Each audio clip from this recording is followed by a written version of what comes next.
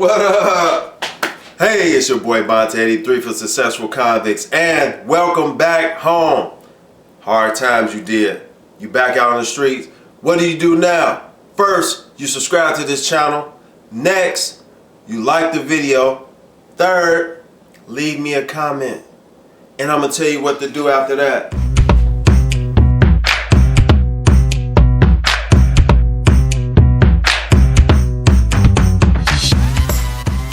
Yeah, it's your boy Bonte83 for Successful Convicts, and I'm about to let you know what to do as soon as you get out of prison. I'm out. I finally did all that hard time. What do I do next?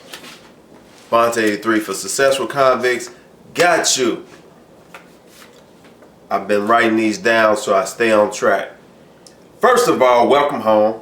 As I said, you know, if you don't come home to a welcome, it's going to be hard. You're going to feel that rejection. And we don't want you to feel rejected. So here at Successful Convicts and a lot of other places, we welcome you home with arms, open arms. Come on, bring it in. 3 seconds though. You know the 3 second.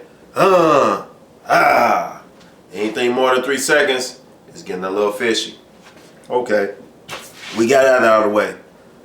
One of the first things you want to do, like I said, subscribe to the channel, like the video, leave me a comment. Then you got to formulate your plan.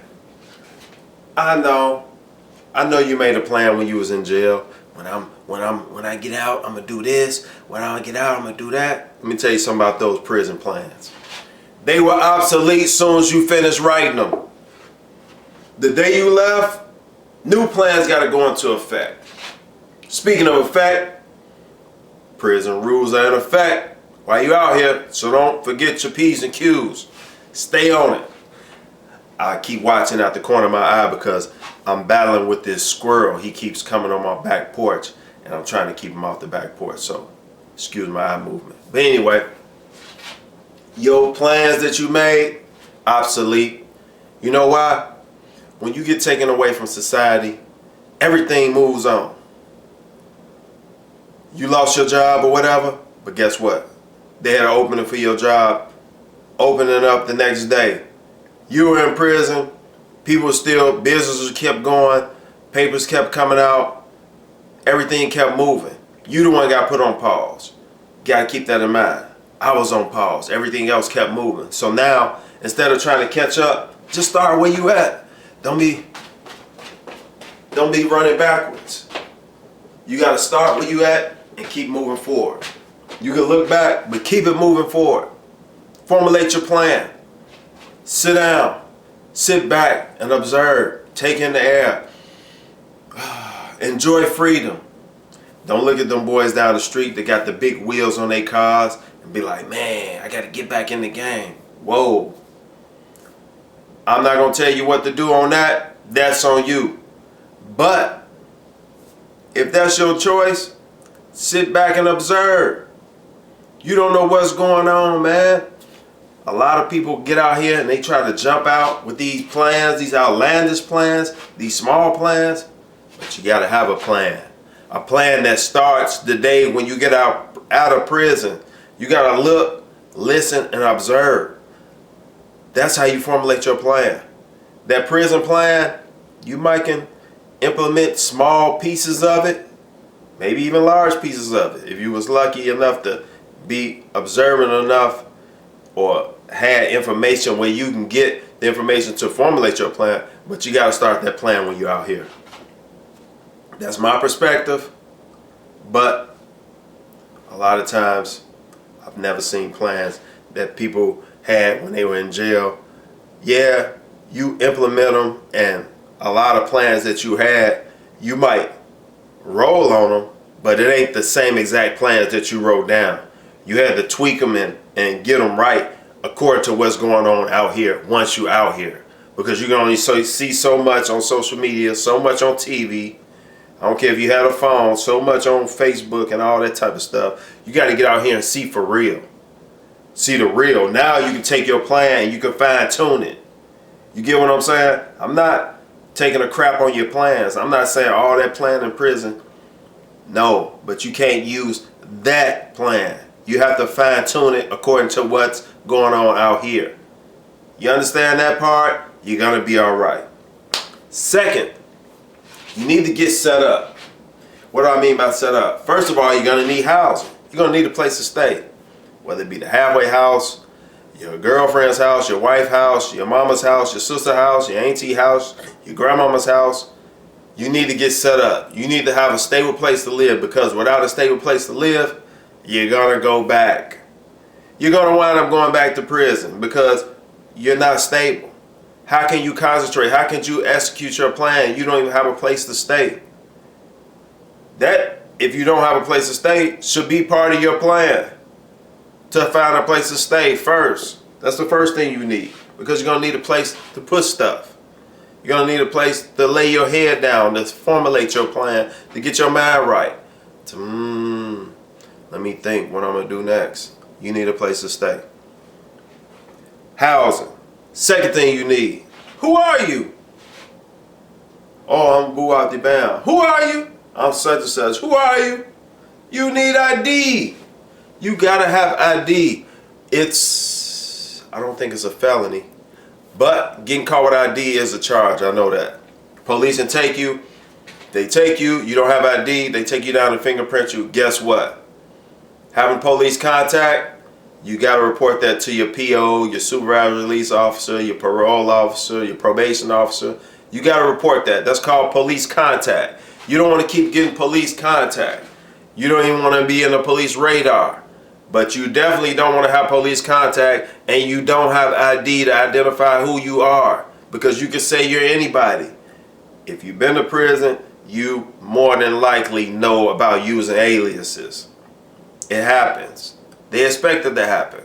Most people use alias, people with no ID. You don't have ID, they assume you're using an alias. You're going back to the station to get fingerprinted. Could send a red flag depending on your officer, parole, supervised release, probation.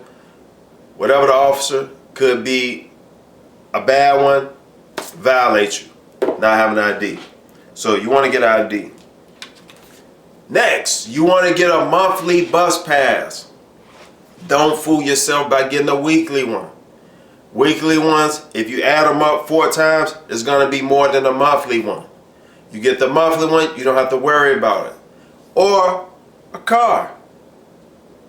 After you get your ID or you can have one or the other. A driver's license. If you're blessed enough to get a driver's license, if yours haven't expired, or you can go take the test or whatever, you get your driver's license. And if you're really blessed to get a car, maybe you got money from prison. Maybe somebody gave you money. Maybe somebody gave you a car. That's even better. But you need transportation is basically what I'm saying. You don't want to get caught up in trying to get an Uber or a Lyft or a ride and all that type of stuff over and over. It's cool. You're going to need that, because certain things, you got to get to certain places, you got to get there. So you got to use these means by any necessary. But get you a monthly bus pass. You'll be good at least for a month. You don't have to worry about it. Next, you need to get your phone. Whoa. A phone. Get you a phone. Don't have to be the iPhone 11 like mine. But you need a phone. It's almost to the point where it's a necessity. A phone is so very necessary. Now, can you get by without a phone? Yes, you can. But it's going to make things a little bit harder, because very few people have house phones. And one thing about it, when you're on those type of probation, supervised release, parole, they're going to need a number to contact you. Whether it's a house phone or a cell phone. Preferably your cell phone. Because 9 times out of 10, you'll have it on you, and they'll be able to reach you at any given time to keep everything peaceful, to keep them off your back. Because a lot of times they get any type of inkling that you're going the wrong route, they own you. Now they're going to be down your throat like one of those messed up COs. They're going to be riding you till you do something stupid, which 9 8 out of 10 times you're gonna do something wrong, and they just waiting to violate you. You just got some nasty ones like that. After you get your phone, I don't know if one is more important than the other, but these are important. Email address. You need an email address. Everywhere you go, ask for an email address. You go to the doctor, they're going to want an email address so they can email you your results or email you about your appointment. You go to your PO, they're going to want an email address. You know, an email is like secondary to a phone, because if you don't have your phone on you, then you're going to check your emails. That's how the world operates out here now, which is back to why I said you need to sit back and formulate your plan on the outside.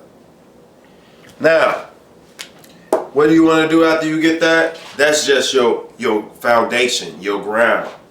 You got a place to stay, you got a phone, you got your ID, you know what I'm saying? You got your bus pass in case you need to go somewhere.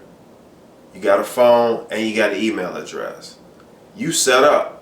You ready to step out now. Start to escalate and get into your plan. So what do you need?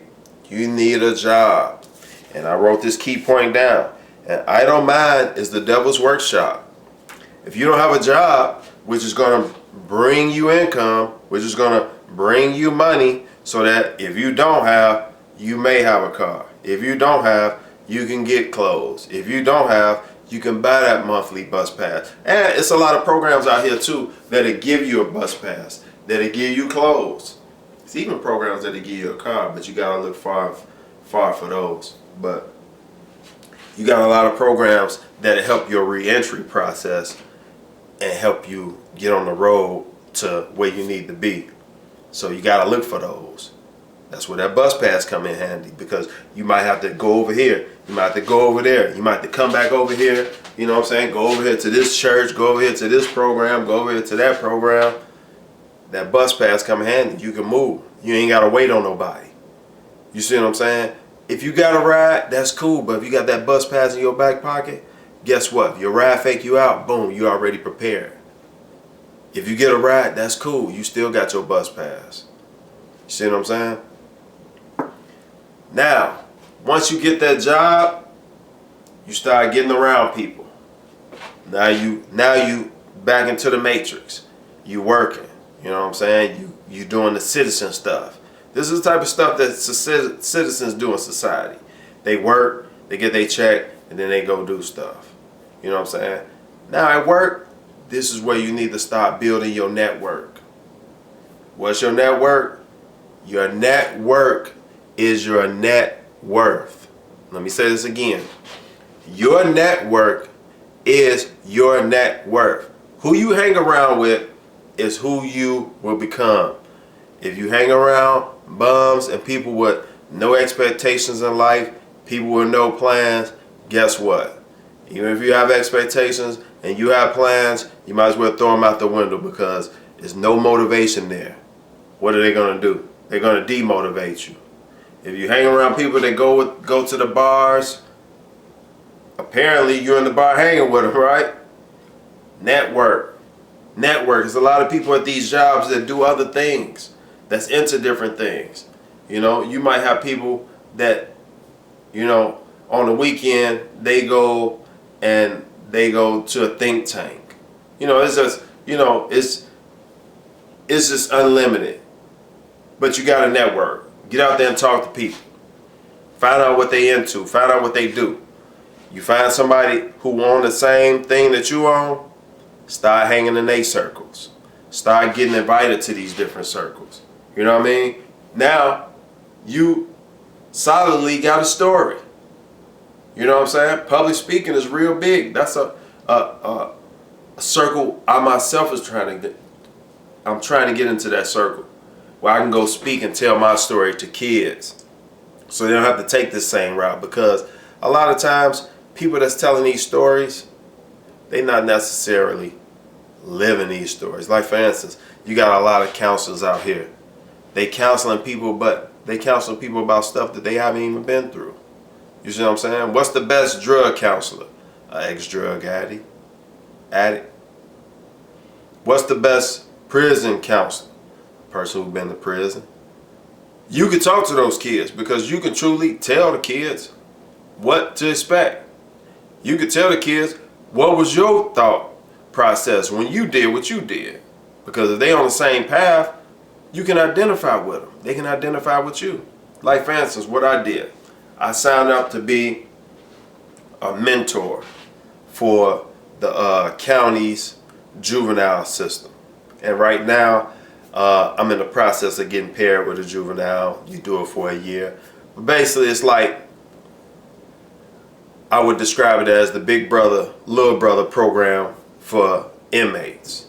Big inmate, little inmate. So I'm trying to really, stop the youth from following the path of all the other inmates. And it's something good to get into. That's another thing, because another thing you want to try to do is get into the volunteer scene. Because when you start getting into those paths, I don't know if you got probation, parole, whatever, but that's the type of stuff that help you get early release from that. Because when they see that you're being a productive member of society, they get off your back. They leave you alone. So yeah, I want you to check out my playlist, Prison Stories. I got some good stories on that. And if you would like yourself to tell your prison story, email me at successfulconvicts@gmail.com and let me know. Let me know a little bit about your story. And I don't really know the process I'm going to go through, but we'll link up through email. We'll go back and forth. And by the time you email me, man, I might even have a process already. Whether you send me your video and I put your video in my video, or I just play your video on my page or whatever. But yeah, if you want your story told, hit me up. And also make sure you check out my other videos. I got Successful Thoughts, got that playlist. And just check out the other videos I got. And as always, I want to give my boy Big Lance Off the Yard a shout out. Another channel you need to check out. Real motivational brother. He's been through the trenches of prison. You're going to identify with him. And you can learn something from him. Learn a big lesson in humility. Because when you out here, man. So Lit Mobile just sent me this solar wireless battery pack. I'm excited. Let's see what's inside. I really like the... Sorry about that. The prison rules are in effect. As always, subscribe to the channel. Like the video. Send me a comment. Let me know what you thought about this. Let me know if this helps you out. Let me know if this helps your loved one out. And you can share it. Share it on your social media platforms. Share it with your loved ones. Save this video for people that you know who getting out, who need this information. Because here at Successful Convicts, that's what we want. We want to bring about success. And if you want to donate to the channel, help me out. I'm spreading this success because we already know it takes money for everything. I'll leave the links in the description where you can do so. Have a good day and be blessed.